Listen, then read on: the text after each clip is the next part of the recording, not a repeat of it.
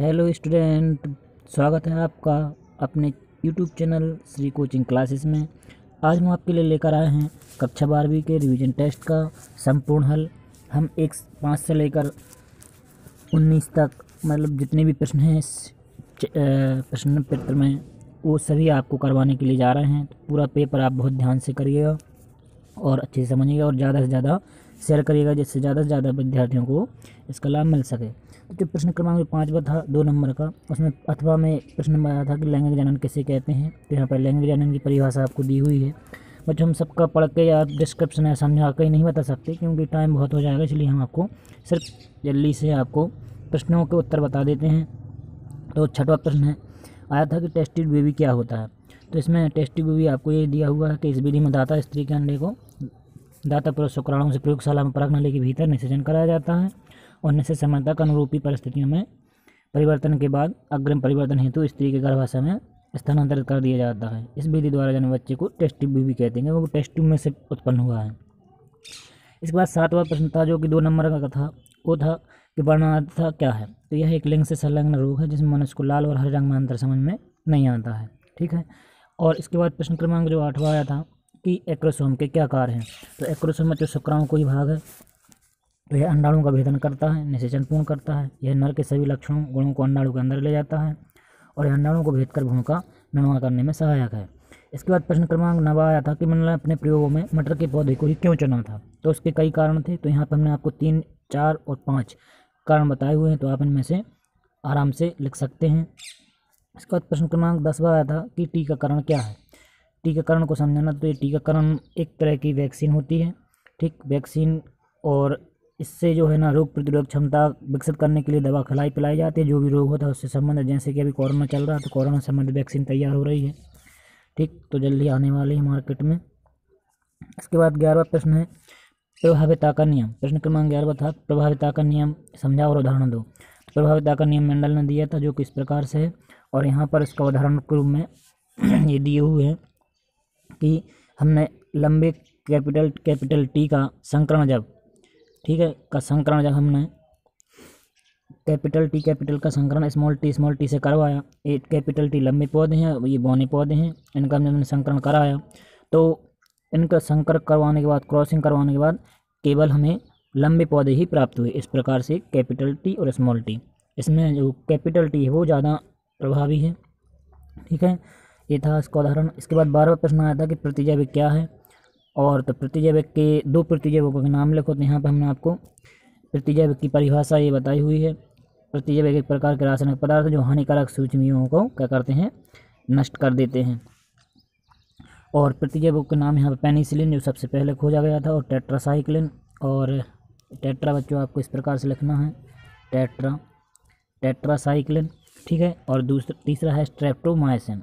इसके बाद आया था प्रश्न क्रमांक 13 बीजाणु की संरचना। तो बीजाणु की संरचना बनाना थी और चित्र बनाना था इस प्रकार से। तो ये उसका वर्णन भी है और यहाँ पर ये वर्णन है इसका। और इसके बाद इसकी ये चित्र दिया हुआ, तो चित्र भी आप बना सकते हैं कौन सा भाग कहाँ होता है। तो ये बच्चे यहाँ पर ऊपर सबसे ऊपर आपको हाइलम दिख रहा है। ठीक है, सबसे ऊपर आपका हाइलम है। इसके बाद उसको पुनिकल बोला था, पुनिकल की जगह ये फोनिकल है। ठीक है, ये वाला भाग। और यहाँ पर जो द्वार दिख रहा है माइक्रोपल 6 द्वार कोशिका। और इसके बाद बाहरी इंग्यूमेंट है, एम्ब्रियो सेक भ्रूणकोश है जहाँ एम्ब्रियो सेक लिखा हुआ है। तो ये कुछ नाम आप, और इसको बोलते हैं चला जा। तो ये बीजाणु की संरचना। इसके बाद प्रश्न क्रमांक 14 में आया था कि शुक्राणु जनन और अंडाणु जनन में क्या अंतर है। तो यहाँ पर आप इस प्रकार से लिख सकते हैं कि आप चाहें तो सिर्फ अंतर लिख सकते हैं। वृषण में स्थित शुक्राणु जनन नालिका शुक्राणु जनन कहलाती है। इसमें जो कहाँ स्थित होती है, कहाँ होती है क्रिया, तो शुक्राणु जनन नालिका में। अंडाशय के जनन के एपिथेलियम स्ट्रोमम। इस प्रकार से बच्चों आप इनके आंसर लिख सकते हैं। सभी इसमें गुण सहित दिया हुआ है।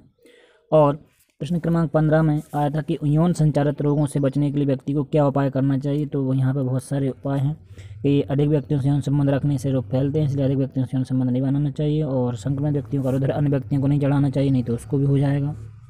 और इसके बाद आता है कि पहले से उपयोग किए गए इंजेक्शन सुइयों का उपयोग करें और समलग्नता से बचें, है ना। बच्चों यहाँ पे आपसे बार बार कह रहे हैं कि चैनल को सब्सक्राइब और शेयर ज़्यादा से ज़्यादा करें, जिससे कि आपको सभी पेपर उपलब्ध हो सकें और आपको फ़ायदा उसका मिल सके। क्योंकि आपको बोर्ड एग्ज़ाम में जो है इन्हीं में से कुछ परसेंटेज के रूप में नंबर मिलने वाले हैं। इसके बाद प्रश्न 16वां आता हमारा अपूर्ण प्रभाविता का नियम। अपूर्ण प्रभाविता का नियम आपको यहाँ पर इस प्रकार से दिख जाएगा और यहाँ पर इसका क्रॉसिंग भी दिखाई गई है, तो ये भी आप बना सकते हैं। ठीक है। इसके बाद प्रश्न क्रमांक 17 आया था कि डीएनए उंगली छापन क्या है। तो डीएनए उंगली छापन आपने बच्चों देखा होगा, कई बार अपराधी वगैरह होते हैं, ठीक है, तो उनके डीएनए फिंगरप्रिंट ली जाती है। कई बार बच्चों की पहचान के लिए कि इनके मम्मी पापा कौन है, तो इसके लिए भी इसकी उपयोगिता मतलब आती है।